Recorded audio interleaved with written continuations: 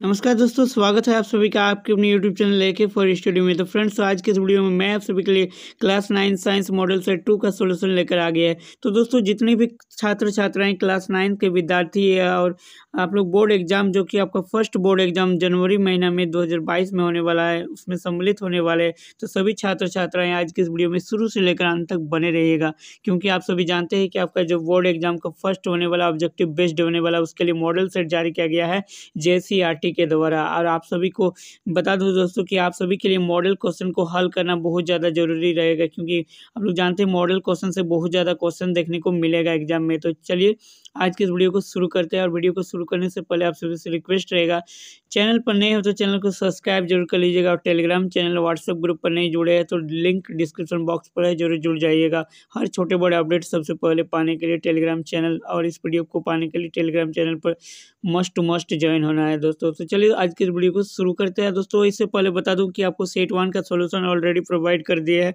आपके लिए, तो उन सारे वीडियो को नहीं देखे तो चैनल के प्लेलिस्ट पर तथा इस वीडियो के डिस्क्रिप्शन बॉक्स पर भी उस वीडियो का लिंक मिल जाएगा। तो इस वीडियो को देखने के बाद उस वीडियो को जरूर देख लीजिएगा। तो चलिए दोस्तों आज की इस वीडियो को शुरू करते हैं। और हम लोग देखेंगे इसमें कक्षा 9 विषय कौन सा दोस्तों, विज्ञान साइंस। और आपको इसमें भी समय 1 घंटा 30 मिनट का ही मिलने वाला है। पूर्णांक जो आपका 40, यानी कि हर एक सब्जेक्ट में यार ये मॉडल सेट 2 है। जी हाँ दोस्तों, मॉडल सेट संख्या 2 देख रहे हैं, इससे पहले सेट 1 देख चुके हैं। तो चलिए फर्स्ट क्वेश्चन देखिएगा दोस्तों। फर्स्ट क्वेश्चन आपका स्क्रीन पर आ रहा है। स्वचालित वाहनों में एक यंत्र लगा होता है जो उनके द्वारा तय की गई दूरी को प्रदर्शित करता है। इस यंत्र को क्या कहते हैं? ये क्वेश्चन जो दोस्तों सेट 1 में भी था, जो कि घुमा के पूछा था। और इसमें देखिए इसका क्या कहते हैं, तो उसे ऑडोमीटर कहते हैं। जी हाँ दोस्तों, दूरी मापने वाले यंत्र को क्या कहते हैं? ऑडोमीटर। ये देखिए यहाँ पर इंग्लिश नाम दिया है, इसे हिंदी में पथमापी भी कहते हैं। तो इसे याद रखिएगा, दोनों दोनों नाम से याद रखिएगा। और बता दूं कि इन सारे जो दूसरा ऑप्शन है दोस्तों, स्पीडोमीटर, इससे चाल या गति मापते हैं। और देखिए थर्मामीटर, जो थर्मामीटर है दोस्तों, इससे तापमान मापते हैं। चलिए नेक्स्ट सवाल देखिएगा। सरल रेखीय गति का एक उदाहरण दे। तो सरल रेखीय गति मतलब कोई एक सीधा रोड रहेगा, उस पर जो गति करता है, जो गतिमान वस्तु, उसे सरल रेखीय गति कहते हैं, यानी कि सड़क पर कार की गति हो जाएगा। इसके लिए ऑप्शन बी हो जाएगा। चलिए नेक्स्ट सवाल देखिएगा। इकाई समय में निश्चित दिशा में तय की गई दूरी को क्या कहते हैं? तो देखिए निश्चित दिशा दे दिया गया है, तो इकाई समय में निश्चित दिशा में तय की गई दूरी को क्या कहते हैं? वेग कहते हैं। ऑप्शन बी हो जाएगा। चलिए नेक्स्ट सवाल देखिएगा दोस्तों। नेक्स्ट सवाल आ रहा है, एक समान गति की अवस्था में त्वरण होता है। तो एक समान गति की अवस्था में त्वरण क्या हो जाएगा? शून्य हो जाएगा। ऑप्शन ए हो जाएगा। क्वेश्चन नंबर 5 देखिएगा। संवेग कैसी राशि है? तो संवेग का फॉर्मूला क्या होता है दोस्तों? P = mv होता है, इसे याद रखिएगा। और संवेग का जो फॉर्मूला, संवेग कैसी राशि है? तो देखिए संवेग जो है वो सदिश राशि है दोस्तों। नेक्स्ट सवाल देखिएगा। सभी वस्तुएं अपनी अवस्था में परिवर्तन का विरोध करती है, यह गुण क्या कहलाता है? तो देखिए सभी वस्तुएं अपनी अवस्था में परिवर्तन का विरोध करता है, यह गुण कौन सा कहलाता है? ये जड़त्व का गुण कहलाता है, जो कि न्यूटन के गति का पहला नियम भी है। चलिए नेक्स्ट सवाल देखिएगा। संवेग कैसा मात्रक होता है? तो जल इसको निकाल के देखते हैं दोस्तों। संवेग P = mv फॉर्मूला होता है। हम लोग जानते हैं m का जो ऐसा मात्रक क्या होता है? Kilogram KG. और v जो क्या है? वेग का ऐसा मात्रक मीटर पर सेकेंड। तो इसका ऐसा मतलब क्या जो किलोग्राम केजी मीटर पर सेकंड। जी हाँ दोस्तों, केजी मीटर पर सेकंड। ऑप्शन ए इसके लिए करेक्ट हो जाएगा।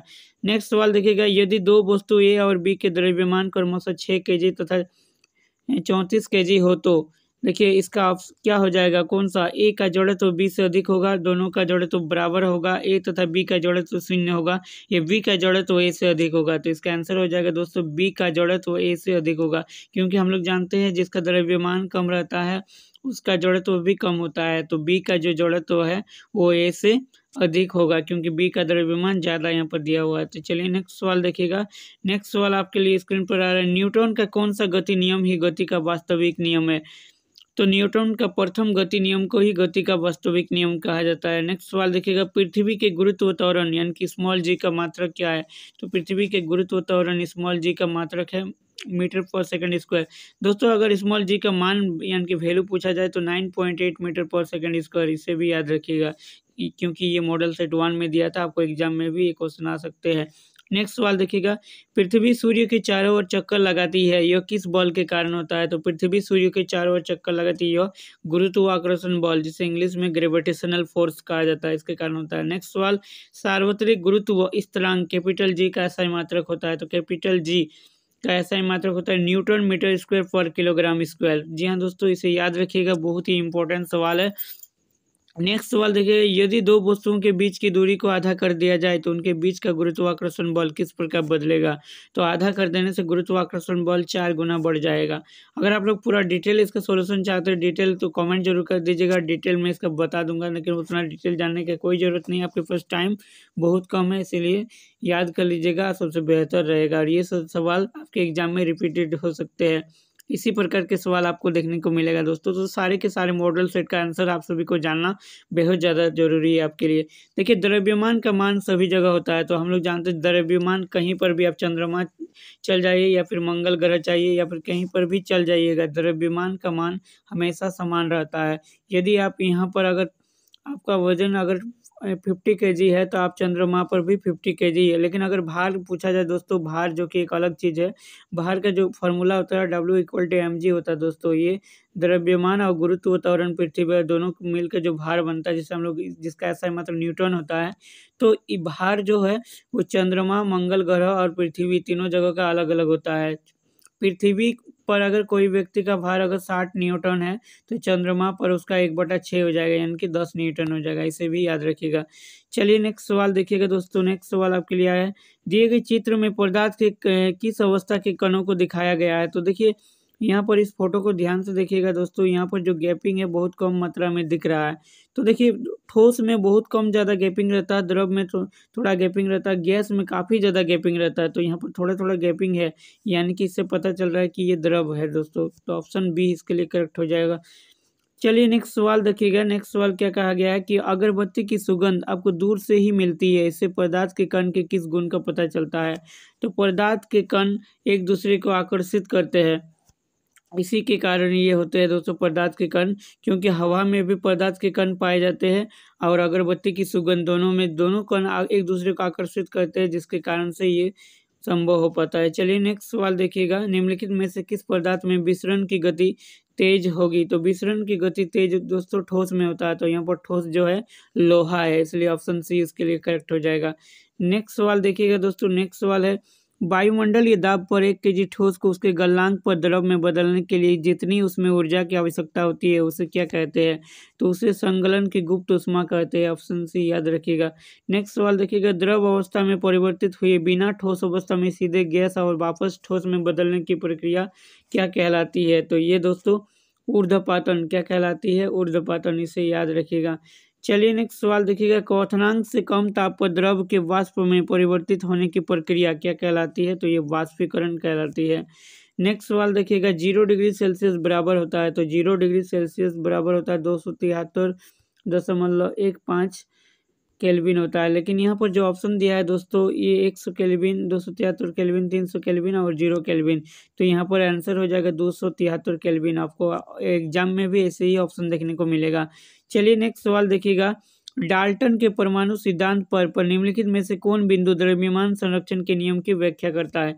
देखिए, सारे के सारे बिंदु जो कि डाल्टन सिद्धांत से ही लिया गया है, लेकिन सभी द्रव्य परमाणु से निर्मित होते हैं। जो कि यहाँ पर पूछा है द्रव्यमान संरक्षण के नियम, हम लोग क्या जानते हैं कि द्रव्यमान संरक्षण के नियम के अनुसार ना तो किसी वस्तु का या किसी परमाणु का द्रव्यमान उत्पन्न किया जा सकता है, उसका यह नष्ट होता है, मतलब जितना जिसका रहता है उतना ही रहता है। तो ये कौन सा नियम हो जाएगा, परमाणु अविभाज्य सूक्ष्मतम होते हैं जो रासायनिक अभिक्रिया में ना तो निर्मित होते हैं और ना ही उनका विनाश होता है, या फिर किसी भी यौगिक में परमाणु की सापेक्ष संख्या उन प्रकार निश्चित होती है, या तो कौन सा ऑप्शन हो जाएगा दोस्तों, ये हो जाएगा सी नंबर, परमाणु अविभाज्य सूक्ष्मतम होते हैं जो कि रासायनिक अभिक्रिया में ना तो निर्मित होते हैं और ना ही उनका विनाश होता है, इसे याद रखिएगा। चलिए नेक्स्ट सवाल देखिएगा दोस्तों, एक मिनट। नेक्स्ट सवाल आप लोग देखिएगा 23, ऑक्सीजन का परमाणु द्रव्यमान 16U है, तो इसका अर्थ क्या है। तो इसका अर्थ आपको कमेंट बॉक्स में करके बताना है दोस्तों। यहाँ पर 4 ऑप्शन है, इसका आंसर अगर आप लोग नहीं दे सकते हैं तो इसका मैं आपको कमेंट में इसका आंसर पिन कर दूंगा, लेकिन एक बार इसे ट्राई जरूर कीजिएगा। 23 का आंसर बहुत ही आसान सवाल है, इसका आंसर जरूर कीजिएगा। तो चलिए नेक्स्ट सवाल देखिएगा। नेक्स्ट सवाल आ रहा है दोस्तों, किसी भी यौगिक का सूक्ष्मतम कण जो स्वतंत्र रूप में रह सकता है तथा उस यौगिक के सभी गुण को प्रदर्शित करता है क्या कहलाता है।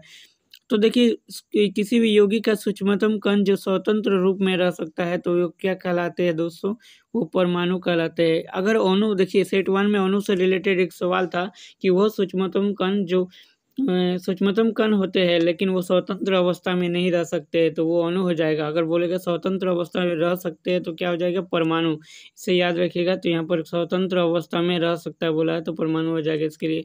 नेक्स्ट सवाल देखिएगा, निम्नलिखित में से कौन सा यौगिक चतुर्परमाणुक है। चतुर्परमाणुक मतलब जिसका 4 परमाणु है।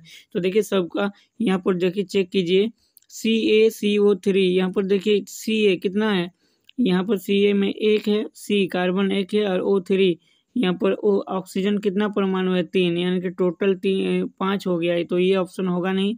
इसका चेक कीजिए, नाइट्रोजन का एक नाइट्रोजन है और हाइड्रोजन कितना है, 3, यानी कि टोटल 4 इधर हो गया। इसका चेक कीजिए, यहाँ पर 3 हो जाएगा, इसका कितना 2 हो जाएगा। तो कौन सा ऑप्शन हो जाएगा, NH3। इस प्रकार से इसको चेक किया जाता है। और देखिए 36 ग्राम जल को मोल में बदले तो 36 ग्राम जल बराबर कितना मोल होगा। तो देखिए मोल में बदलने के लिए क्या करना होगा दोस्तों, 36 ग्राम हम लोग को दे दिया है जल, तो इसको मोल में कैसे चेंज किया जाता है। देखिए H2O का जो परमाणुविक द्रव्यमान कितना होता है, H2O यानी कि H का हो जाएगा आपका 2 इंटू 1 प्लस ऑक्सीजन का कितना होता है 16, यानी कि टोटल कितना 2 और 6 18 हो जाएगा 18। उसके बाद टोटल जो जितना दिया रहता है ना 36 और उसको 18 से डिवाइड कर दीजिए तो कितना आ गया 2, तो कितना हो जाएगा 2 मोल। इसी प्रकार इसका आंसर क्या हो जाएगा, 2 मोल हो जाएगा।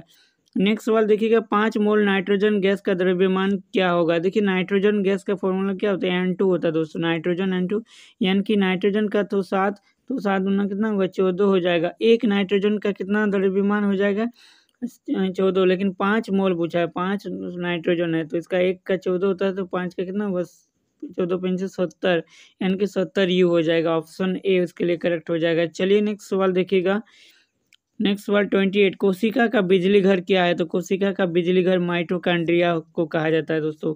नेक्स्ट सवाल देखिएगा, निम्नलिखित में से किस कोशिकांग का अपना DNA तथा राइबोसोम होता है। तो ये किसका होता है, ये लाइसोसोम का अपना DNA तथा राइबोसोम होता है। नेक्स्ट सवाल देखिएगा, किस कोशिकांग को आत्महत्या की थैली कहा जाता है। तो दोस्तों माइटोकॉन्ड्रिया को ही आत्महत्या की थैली कहा जाता है, याद रखिएगा।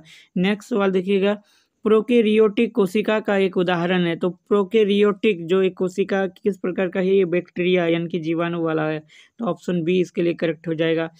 नेक्स्ट सवाल देखिएगा, झिल्ली जीवांत जनन की प्रक्रिया कहाँ होती है। देखिए इसका आंसर जो है हमको पूरा सटीक आंसर नहीं मिला है, लेकिन आप लोग इसका कमेंट जरूर कर दीजिएगा। लेकिन जहाँ तक मुझे लगता है दोस्तों, झिल्ली जीवांत जो जनन होता है वो कहाँ पाए जाते हैं, तो ये माइटोकॉन्ड्रिया में ही इसका आंसर होना चाहिए। तो इसका आपको क्या आंसर सटीक लगता है, आप कमेंट बॉक्स में कमेंट जरूर करके बताइएगा दोस्तों इसका आंसर, यदि आपको पता रहता है तो। नेक्स्ट सवाल देखिएगा, अर्धसूत्री विभाजन में संतति कोशिकाओं की संख्या क्या होती है। तो देखिए संतति कोशिकाओं की संख्या जो कितना होती है, 4 होती है, 4, याद रखिएगा। नेक्स्ट सवाल देखिएगा, एक मिनट दोस्तों, थोड़ा आगे चला गया पीडीएफ। नेक्स्ट सवाल क्या आ रहा था, हाँ नेक्स्ट सवाल देखिएगा यहाँ पर 34, एक जीव में गुणसूत्रों की संख्या 18 है, उस जीव के अंडों में गुणसूत्रों की संख्या कितनी होगी। यानी कि 18 है तो गुणसूत्रों की संख्या कितनी होगी, तो बताइए। इसका आंसर आपको कमेंट बॉक्स में इसका भी आंसर आपको करना है। 3 क्वेश्चन आपके लिए छोड़े हैं, इसमें से आप कितने सारे विद्यार्थी इन तीनों क्वेश्चन का आंसर कर। 2 क्वेश्चन मुझे ऑलरेडी पता है, इसका भी और उसका भी, तो आपको कमेंट बॉक्स में करके देखना, एक दिन तक देखते हैं। अगर आंसर नहीं किसी से आता है तो मैं कमेंट बॉक्स में इसको पिन कर दूंगा। तो चलिए नेक्स्ट सवाल देखिएगा, पौधों में जल एवं खनिज लवण का संवहन कौन करता है। तो पौधों में जल एवं खनिज लवण का संवहन कौन करेगा, तो ये जाइलम करता है दोस्तों, याद रखिएगा जाइलम, ऑप्शन ए। नेक्स्ट सवाल देखिएगा 36 नंबर, रक्त एक उत्तक है। तो रक्त किस प्रकार का उत्तक है, तो ये संयोजित तरल उत्तक होता है, तो ऑप्शन नंबर सी हो जाएगा। नेक्स्ट सवाल, अस्थि एवं मांसपेशी को जोड़ने वाली रचना है, यानी कि अस्थि एवं मांसपेशी को कौन जोड़ता है दोस्तों, तो ये जोड़ता है टेंडेन। जी हाँ दोस्तों, टेंडेन, इसे याद रखिएगा। नेक्स्ट सवाल देखिएगा, पेरेनकाइमा जिसमें क्लोरोफिल हो क्या कहलाती है। तो पेरेनकाइमा जिसमें क्लोरोफिल होता है वो कोलेरेनकाइमा कहलाते हैं, ऑप्शन सी क्लोरोफिल यानी कि कोलेरेनकाइमा। तो इसे आप लोग इस तरह से याद रखिएगा। नेक्स्ट सवाल देखिएगा, किस उत्तक के विभाजन से पौधों की लंबाई बढ़ती है। तो देखिए पौधों में दो प्रकार के उत्तक पाए जाते हैं, एक होता है विभेजोत्तक और एक होता है स्थायी या फिर अविभेजोत्तक। लेकिन किस उत्तक के विभाजन से पौधों की लंबाई बढ़ती है, तो ये दोस्तों विभेजोत्तक यानी कि ऑप्शन ए इसके लिए करेक्ट हो जाएगा।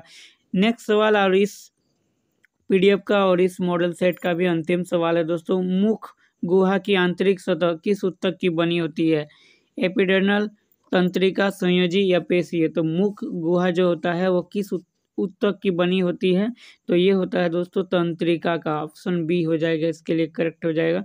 तो दोस्तों ये था आपका मॉडल सेट 2 साइंस क्लास 9 का। तो क्लास 9 वाले सभी छात्र छात्राएं, आई होप कि आप सभी को आज का ये वीडियो पसंद आया होगा और आपको हेल्पफुल होगा आपके लिए। तो इस वीडियो को एक लाइक कर दीजिएगा और अपने सभी मित्रों के साथ इस वीडियो को फैला दीजिएगा दोस्तों, शेयर जरूर कर दीजिएगा और एक लाइक करके एक प्यारा सा कमेंट करना नहीं भूलिएगा।